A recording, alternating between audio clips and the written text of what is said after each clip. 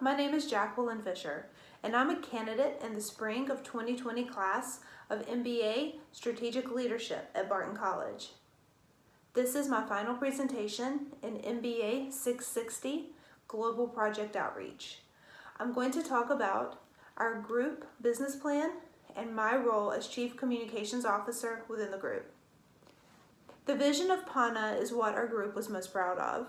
We had strong intentions of bringing our vision to life, to strategically inspire and promote creativity within each endeavor, allowing others to reach their full potential and turn their dreams into a reality, focusing on homemade products by women from Guatemala.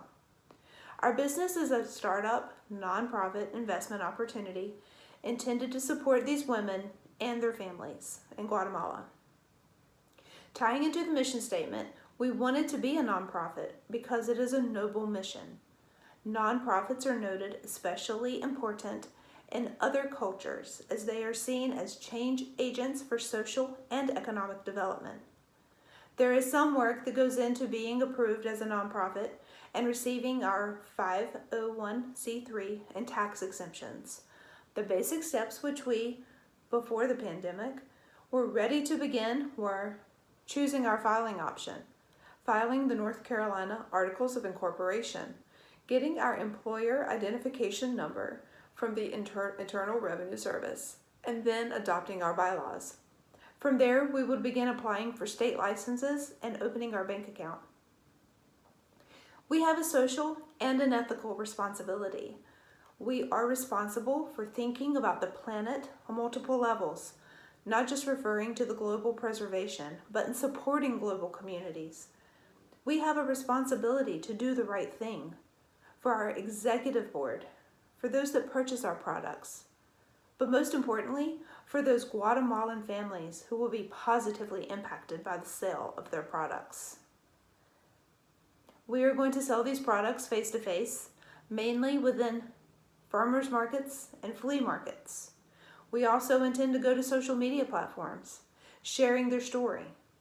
We think that the success of PANA Group is going to be creating our own story as we sell the goods face-to-face, making it easier to tell the story of these women and the opportunity to support their families.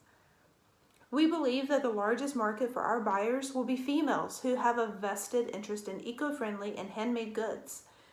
We will reach our market by telling stories and by marketing and social media. The competition for PANA Group are other nonprofits who are also selling handmade goods, especially the beautiful bags. If we utilize the social media market correctly and have strong placement physically at the markets, we will be at an advantage to sell more of our special handmade goods. Time management is a huge part of the success of the business. Our organization will be a part-time investment for our team, and we plan to spend about 20 hours a week working mobily. We will spend 5 hours brainstorming and putting together our ideas during 2 weekdays, and then on Saturdays we plan to go out into the community and tell the story and sell the beautiful handmade pieces. So financing is important as well, and our initial funding would come from a crowdsourcing platform called Jumpstart Fund. Jumpstart Fund is going to be how we begin our working capital. Basically, that means we will receive funds in exchange for convertible notes. We will then issue funds in exchange for smaller convertible notes that pay at a higher rate. The revenue from the notes receivable will then pay the original note and fund the nonprofit organization and its community projects. An objective with the creation of PANA in this course was to break even. We hope to do so much more than that for these families. We hope to inspire them with the sales of their beautifully handmade products to provide more resources for them and their families. An update since the COVID-19 pandemic. So since COVID-19 has hindered our course learning inside the classroom, we have continued to think about our product, our business, and the global community.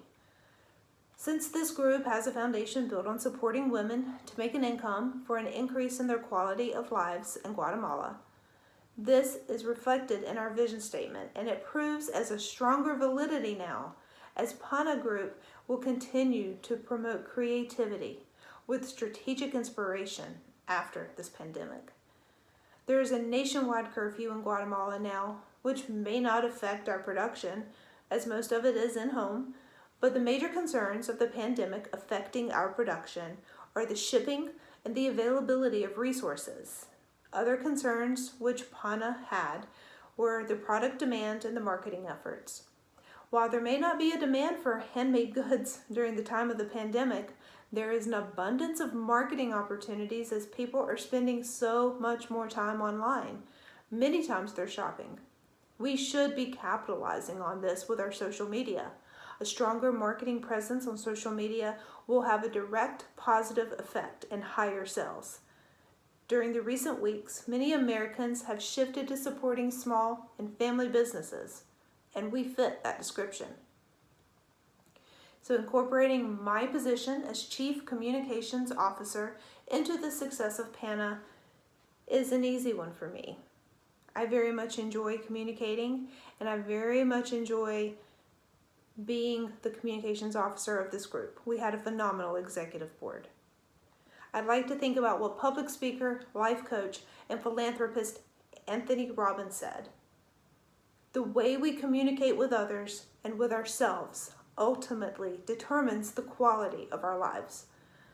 As the Chief Communications Officer in the PANA Group, my main role is the development of the culture of the communication efforts externally and internally for PANA. Our communication efforts are most definitely determined by the quality of not only of our lives, but the lives of the families in Guatemala. I work closely with all of the executive board members, but specifically with the support of the Chief Marketing Officer for optimal and most efficient marketing. Having the role of a Chief Communications Officer requires utmost clarity and consistency. Communication efforts within any organization are the foundation of the success or the breaking point of the failure. I take a very serious approach to connecting my role in the communications of the group to our vision statement. It is up to me to inspire and to promote creativity, while our mission statement also reflects allowing others to reach their full potential and turn their dreams into a reality. It is our dream in PANA Group to provide more financial stability for Guatemalan families, a reality. It is especially important for me to be consistent within the organization so we have an internal success. Without transparency and consistency inside, we will never be successful for the women and the families in Guatemala. Outside of our organization, PANA must remain not only consistent, but constant in our communication efforts. Social media marketing is a combined effort of the Chief Communication Officer and the Chief Marketing Officer. It is up to us, using clear communication, to have a strong presence and message on all social media platforms. As Chief Communications Officer, it is also my responsibility to ensure that the executive board members are consistent in the story that we are telling. How we tell the story is just as important as why we tell the story. The vision of PANA must be exemplified through all of our organization, and it is my responsibility to share the information for a consistent message to our markets, to our women, and to ourselves. We have very much enjoyed working on this project. We hate that we couldn't see it through. We would like to thank the entire MBA faculty for all the support that you gave to us in the last 18 months, through trips, through long weekends, research papers, presentations. We appreciate all you did to support us. Thank you so much, and good luck.